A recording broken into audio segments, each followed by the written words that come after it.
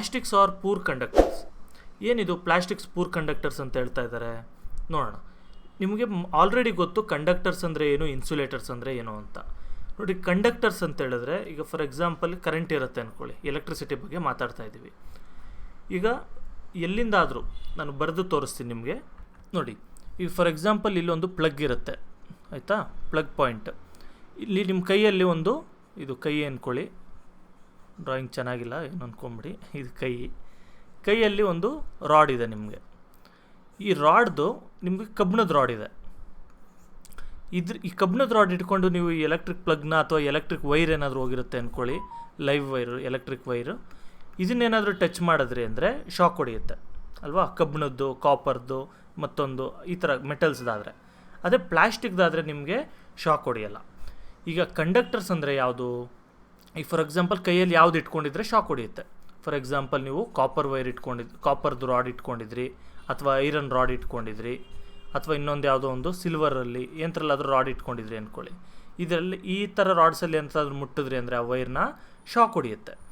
ಅದೇ ನೀವು ಯಾವುದಾದ್ರು ಒಂದು ವುಡನ್ ಪೀಸ್ ಅಥವಾ ಒಂದು ಪ್ಲಾಸ್ಟಿಕ್ ರಾಡ್ ಆ ಥರದ್ದು, ಇಂಥದನ್ನು ಕೈಯಲ್ಲಿ ಇಟ್ಕೊಂಡು ಟಚ್ ಮಾಡಿದ್ರಿ ಅಂದರೆ ಅದು ಶಾಕ್ ಹೊಡೆಯಲ್ಲ. ಅದಕ್ಕೆ ಇದನ್ನು ಇನ್ಸುಲೇಟರ್ಸ್ ಅಂತ ಕರಿತೀವಿ, ಇದನ್ನು ಕಂಡಕ್ಟರ್ಸ್ ಅಂತ ಕರಿತೀವಿ. You have learned above that plastics are poor conductors of heat and electricity. Already ನಿಮ್ಗೆ ಹೇಳಿದ್ದೀನಿ, ಈ ಪ್ಲಾಸ್ಟಿಕ್ಸ್ ಬಂದು ಪೂರ್ ಕಂಡಕ್ಟರ್ಸ್ ಆಗಿರುತ್ತೆ, ಅಂದರೆ ಟ್ರಾನ್ಸ್ಫರ್ ಆಗಲ್ಲ ಎಲೆಕ್ಟ್ರಿಸಿಟಿ. ಅದೇ ರೀತಿ ಹೀಟ್ ಕೂಡ ಟ್ರಾನ್ಸ್ಫರ್ ಆಗಲ್ಲ. ಅರ್ಥ ಆಯ್ತಾ? ನಿಮಗೆ ಪಾತ್ರೆಗಳಿಗೆ ಹ್ಯಾಂಡಲ್ಗಳು ಕೂಡ ಎಲ್ಲ ನಿಮಗೆ ಪ್ಲಾಸ್ಟಿಕಲ್ಲಿ ಮಾಡಿರ್ತಾರೆ, ನೋಡ್ಬೋದು. ಹೀಟ್ ಬಂದು ಎಲ್ಲ ಪ್ಲಾಸ್ಟಿಕ್ ಅಲ್ಲ, ಅದು ಬೇರೆ ಥರ ಬರುತ್ತೆ. ಅದೆಲ್ಲ ನಿಮಗೆ ಆಲ್ರೆಡಿ ಎಕ್ಸ್ಪ್ಲೈನ್ ಮಾಡಿದ್ದೀನಿ, ಯಾವ ಥರ ಪ್ಲಾಸ್ಟಿಕ್ಸ್ ಎಲ್ಲ ಯೂಸ್ ಮಾಡ್ತಾರೆ ಅಂತ. That is why electrical wires have plastic covering. ಅದಕ್ಕೆ ಎಲೆಕ್ಟ್ರಿಕಲ್ ವೈರ್ಸ್ ಬಂದು ಪ್ಲಾಸ್ಟಿಕ್ ಕವರಿಂಗ್ ಇರುತ್ತೆ, ಯಾಕೆಂದರೆ ಶಾಕ್ ಹೊಡಿಬಾರ್ದು ಅಂತ. And handles of screwdrivers are made of plastic. ಈ ಸ್ಕ್ರೂ ಡ್ರೈವರು, ಟೆಸ್ಟರ್ ಏನಾದರೂ ಯೂಸ್ ಮಾಡ್ತಾ ಇದ್ದೀರಾ ಅಂದರೆ ಅದರ ಹ್ಯಾಂಡಲ್ಗಳು ಕೂಡ ಪ್ಲಾಸ್ಟಿಕ್ಕಿಂದ ಕವರ್ ಮಾಡಿರ್ತಾರೆ. As mentioned above, handles of frying pans are also made of plastic. ಅಂದರೆ ಯುಟೆನ್ಸಿಲ್ಸ್ ಏನು ಯೂಸ್ ಮಾಡ್ತಿರೋ ಪಾತ್ರೆಗಳು, ಅದೆಲ್ಲ ಕೂಡ ಅದರ ಹ್ಯಾಂಡಲ್ಸು ಪ್ಲಾಸ್ಟಿಕ್ಕಿಂದನೇ ರೆಡಿ ಆಗಿರೋವಂಥದ್ದು. ಇಲ್ಲಿ ಡಿಡ್ ಯು ನೋ ಅಂತ ಕೊಟ್ಟಿದ್ದಾರೆ ಜನ್ರಲ್ ಇನ್ಫಾರ್ಮೇಷನ್ಗೆ. ಇದಕ್ಕೂ ನಿಮ್ಮ ಕರಿಕ್ಯುಲಮ್ಗೂ ಸಂಬಂಧ ಇಲ್ಲ, ಆದರೆ ನಿಮಗೆ ನಾಲೆಡ್ಜ್ ಬರಲಿ ಅಂತ ಕೊಟ್ಟಿರೋದು, ಇಂಟ್ರೆಸ್ಟಿಂಗ್ ಆಗಿರಲಿ ಅಂತ. Plastics find extensive use in the health care industry. Health care, medical ಫೀಲ್ಡಲ್ಲಿ ಕೂಡ ಡಾಕ್ಟರ್ಸ್ ಅವರೆಲ್ಲ ಕೂಡ ಯೂಸ್ ಮಾಡ್ತಾರೆ ಪ್ಲಾಸ್ಟಿಕ್ಸ್ನ. Some examples of their use are the packaging of ಟ್ಯಾಬ್ಲೆಟ್ಸ್ಗೆ ಪ್ಯಾಕೇಜಿಂಗ್ ಎಲ್ಲ ಬರುತ್ತಲ್ಲ, ಅದೆಲ್ಲ ಪ್ಲಾಸ್ಟಿಕಲ್ಲಿ ಮಾಡ್ತಾರೆ, ನೋಡಿರ್ಬೋದು ನೀವು. Threads used for stitching wounds. ಅಂದರೆ ಇದು ಗಾಯ ಏನಾದರೂ ಆಗಿತ್ತು, ಆ ಥರ ಏನಾದರೂ ಚರ್ಮ ಓಪನ್ ಆಗಿತ್ತು ಅಂದರೆ ಅದನ್ನು ಸ್ಟಿಚ್ ಮಾಡೋಕ್ಕೆ ಕೂಡ ಯೂಸ್ ಮಾಡ್ತಾರೆ ಪ್ಲಾಸ್ಟಿಕ್ ಥ್ರೆಡ್ಸ್ನ. ಸಿರಿಂಜಸ್ ಅಂದರೆ ಇಂಜೆಕ್ಷನ್ ಬರುತ್ತಲ್ಲ ಸಿರಿಂಜ್, ಅದರಲ್ಲಿ. Next doctors gloves. ಈಗ ಡಾಕ್ಟರ್ಸ್ ಎಲ್ಲ ಬಂದು ಮೆಡಿಕಲ್ ಗ್ಲೌಸ್ ಯೂಸ್ ಮಾಡ್ತಾರಲ್ಲ, ಅದು ಕೂಡ ಪ್ಲಾಸ್ಟಿಕ್ಕಿಂದ ರೆಡಿ ಆಗಿರೋಂಥದ್ದು. Gloves and a number of medical instruments. ಇನ್ನೂ ಎಷ್ಟೊಂದು ರೀತಿ ಮೆಡಿಕಲ್ ಇನ್ಸ್ಟ್ರೂಮೆಂಟ್ಸ್ ಎಲ್ಲ ಕೂಡ ಯೂಸ್ ಮಾಡ್ತಾರೆ. Special plastic cookware is used in microwave ovens for cooking food. ಈಗ ಓವನ್ ಇತ್ತು ಅಂದ್ಕೊಳ್ಳಿ, ನಾರ್ಮಲ್ ಮನೆಗಳಲ್ಲೆಲ್ಲ ಇರಲ್ಲ, ನೀವು ಬೇಕ್ರಿಯಲ್ಲೆಲ್ಲಾದರೂ ನೋಡಿರ್ತೀರ, ಏನಾದರೂ ತೊಗೊಳಕ್ಕೆ ಹೋದರೆ ಬಿಸಿ ಮಾಡಿ ಕೊಡ್ತಾರೆ, ಅದು ಮೈಕ್ರೋವೇವ್ ಅಂದರೆ. ಅದರಲ್ಲಿ ಬಂದು ಬೇರೆ ಪ್ಲಾಸ್ಟಿಕ್ ಕುಕ್ವೇರ್ ಎಲ್ಲ ಇಡ್ತಾರೆ, ಅವರು ಒಂದು ಪ್ಲೇಟ್ ಥರ ಏನಾದರೂ ಇಟ್ಟಿರ್ತಾರಲ್ವ, ಅದು ಬಂದು ಒಂದು ಬೇರೆ ರೀತಿಯೇ ಪ್ಲಾಸ್ಟಿಕ್ ಇಟ್ಟಿರ್ತಾರೆ. ಮಾಮೂಲಿ ಪ್ಲಾಸ್ಟಿಕ್ ಇಟ್ಟರೆ ಕರ್ಗೋಗುತ್ತೆ. In microwave ovens the heat cooks the food but does not affect the plastic vessel. Almost ಅಲ್ಲಿ ಮೈಕ್ರೋವೇವ್ ಓವನ್ಸಲ್ಲಿ ಏನಾಗುತ್ತೆ, ಈ ಹೀಟ್ ಮಾಡ್ತಾ ಇರ್ತಾರಲ್ಲ, ಅದರಲ್ಲಿ ಫುಡ್ ಮಾತ್ರ ಹೀಟ್ ಆಗುತ್ತೆ. ನೀವು ಅದರ ಪ್ಲಾಸ್ಟಿಕ್ನೋ ಅಥವಾ ಬೇರೆ ಯಾವ್ದಾದ್ರು ಅದು ಪ್ಲೇಟ್ನ ಏನಾದರೂ ಟಚ್ ಮಾಡಿದ್ರಿ ಅಂದರೆ ಅದು ಹೀಟ್ ಆಗಿರಲ್ಲ. ಯಾಕೆಂದರೆ ಮೈಕ್ರೋವೇವು ಈ ಫುಡ್ಡಲ್ಲಿರೋಂಥ ವಾಟರ್ ಕಂಟೆಂಟ್ನ ಮಾತ್ರ ಬಿಸಿ ಮಾಡುತ್ತೆ, ಅದರಿಂದ ಫುಡ್ ಮಾತ್ರ ಹೀಟ್ ಆಗುವಂಥದ್ದು. ಅದೆಲ್ಲ ನಿಮ್ಗೆ ಫರ್ದರ್ ಕ್ಲಾಸಸ್ಸಲ್ಲಿ ಗೊತ್ತಾಗುತ್ತೆ. Teflon is A special plastic on which oil and water do not stick. Teflon ಅಂತ ಒಂದಿದೆ ಸ್ಪೆಷಲ್ ಪ್ಲಾಸ್ಟಿಕ್, ಇದೊಂಥರ ಪ್ಲಾಸ್ಟಿಕ್. ಇದ್ರ ಮೇಲೆ ಆಯಿಲು ಅಥವಾ ನೀರೇನಾದರೂ ಹಾಕಿದ್ರೆ ಅದು ಅಂಟ್ಕೊಳ್ಳಲ್ಲ.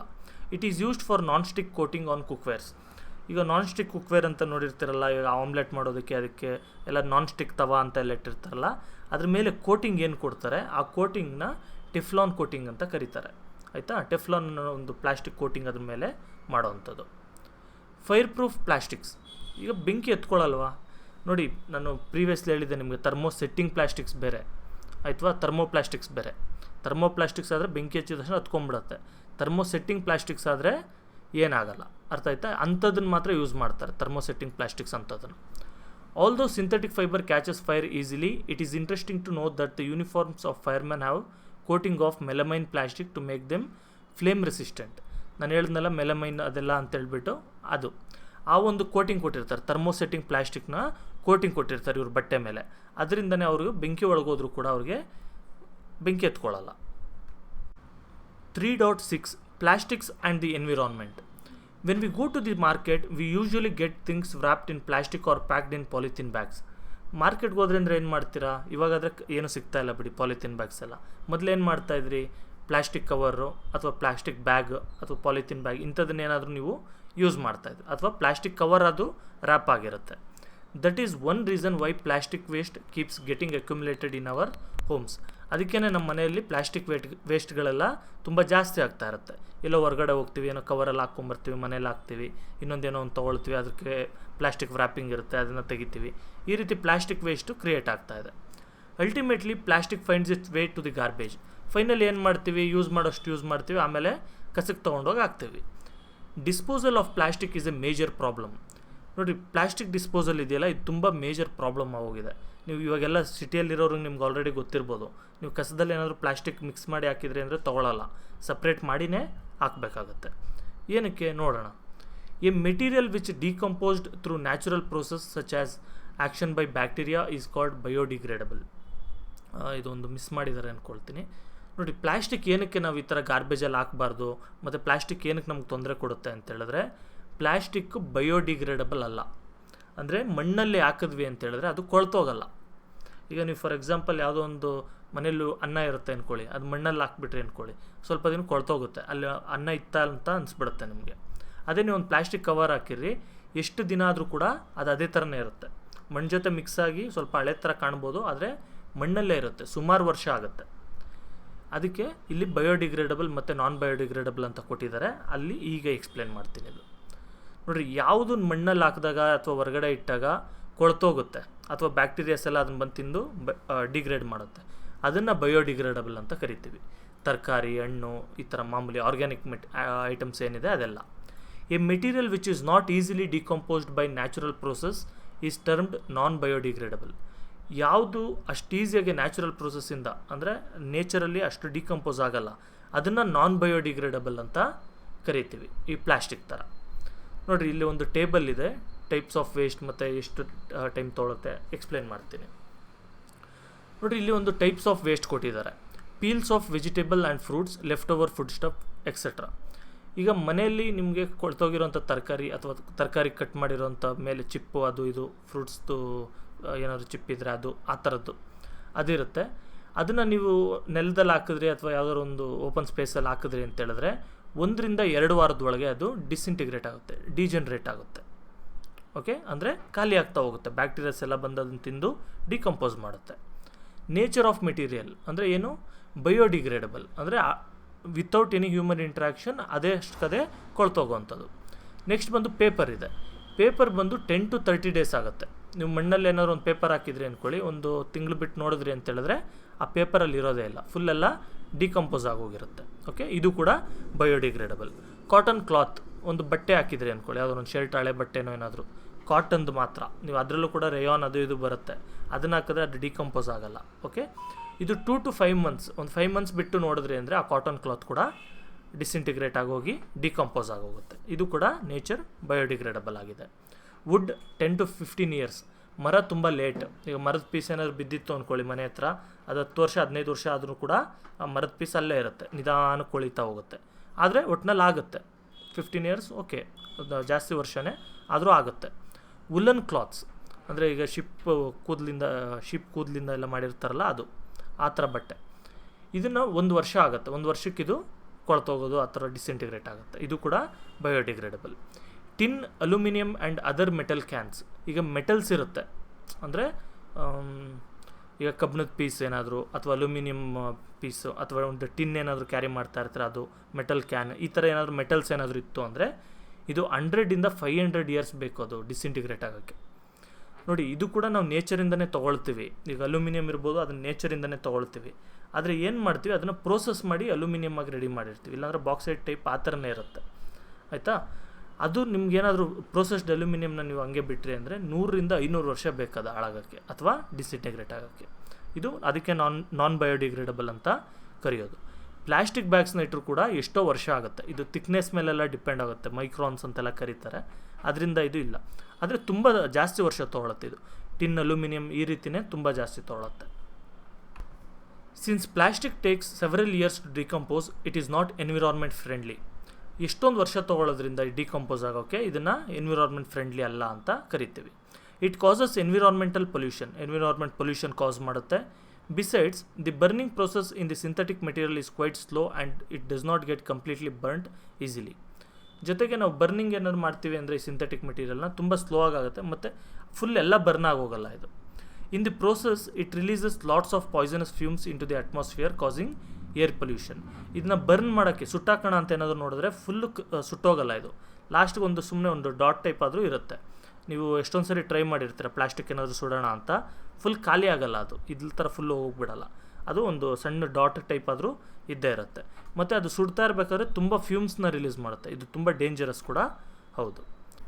How can this be solve? It can be solved using by avoiding the use of plastics as for as possible.